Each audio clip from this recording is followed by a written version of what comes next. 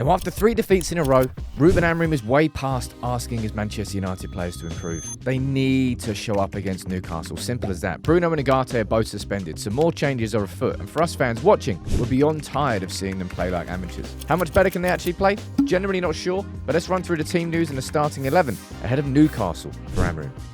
Well then, up next for United is an in-form Newcastle, coming to Old Trafford off the back of 3 Premier League wins in a row, where they've scored 11 goals and have conceded none. What a time to play Newcastle.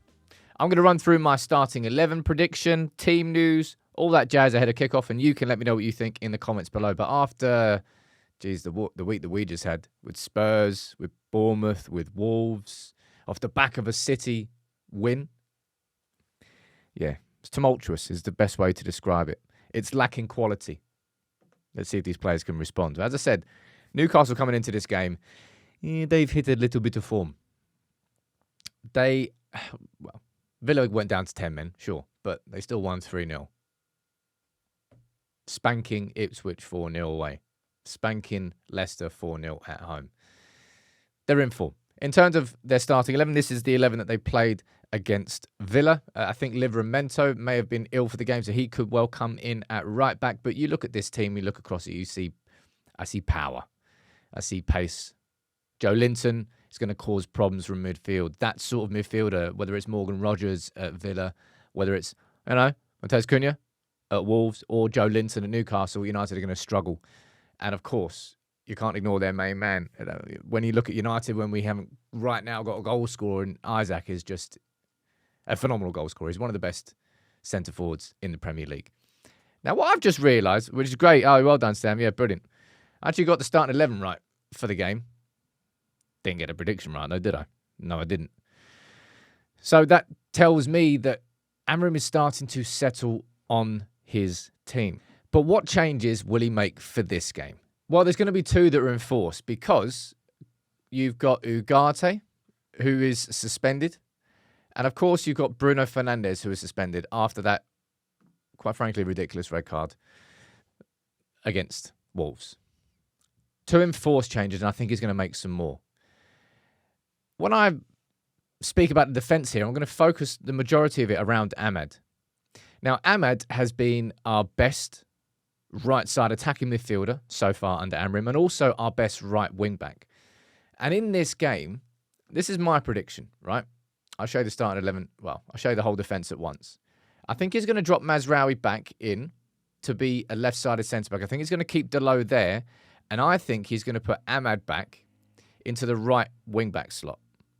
Now, a couple of things here. You need Yoro to mark what is going to be a busy game for him, man. He needs to be able to cover the channels up against Gordon and Jacob Murphy. I don't know whether they switch wings or not, but at the very least, Anthony Gordon will cause problems. I think Maguire will be kept in there, maybe to try and get physical against Isaac, but he's that sort of striker where you can't get too touch tight to him because he's got pace, he can move in behind. Yeah, he's got more than just size and stature.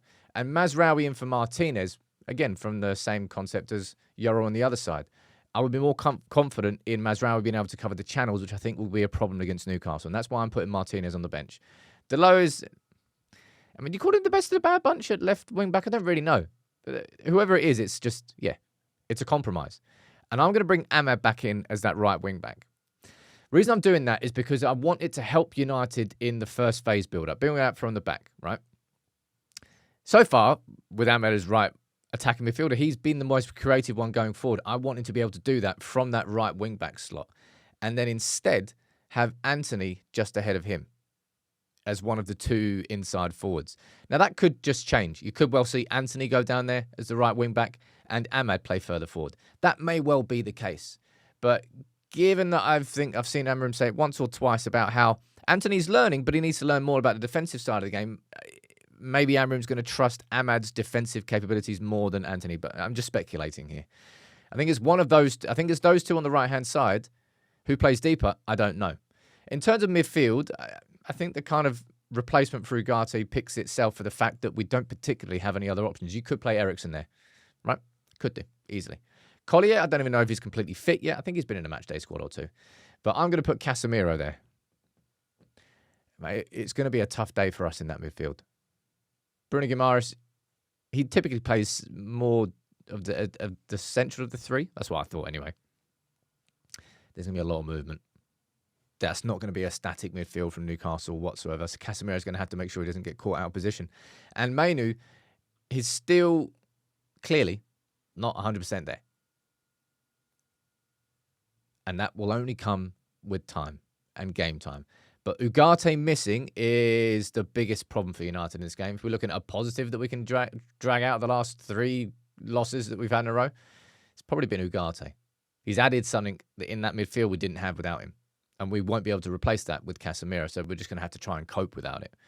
And in attack, I am going to go for Garnacho there, and I'm also going to do this, right? Going to drop Xerxes, Højlund, back to the bench and put Xerxes in there. The reason I'm doing that is because typically so far, under Amorim, he's kind of chopped and changed his centre forward. If you have a good game, you start the next one. If you have a bad game, off you come. Højlund has been not getting enough service correct, but also not doing enough when he's had the ball at his feet. Both of those two things can be correct at the same time, and they are. Do I think that Xerxes is going to transform? No, I don't. Xerxes is not Isaac. Xerxes is not going to be that massive natural goal scorer, but maybe Xerxes will operate in the same way he did against Everton, kind of dropping into these zones, trying to receive the ball more, and then feeding Anthony and or Garnacho. Now, from a creative perspective, that doesn't exactly fill me with a lot of hope, if I could be completely honest. Xerxes up front with Anthony and Garnacho behind him. We're going to miss Bruno in that sense, but Bruno's suspended. We're going to miss Ahmad if he's down at right wing-back instead of right attacking midfielder. To a certain degree, he'll still be on the overlaps. I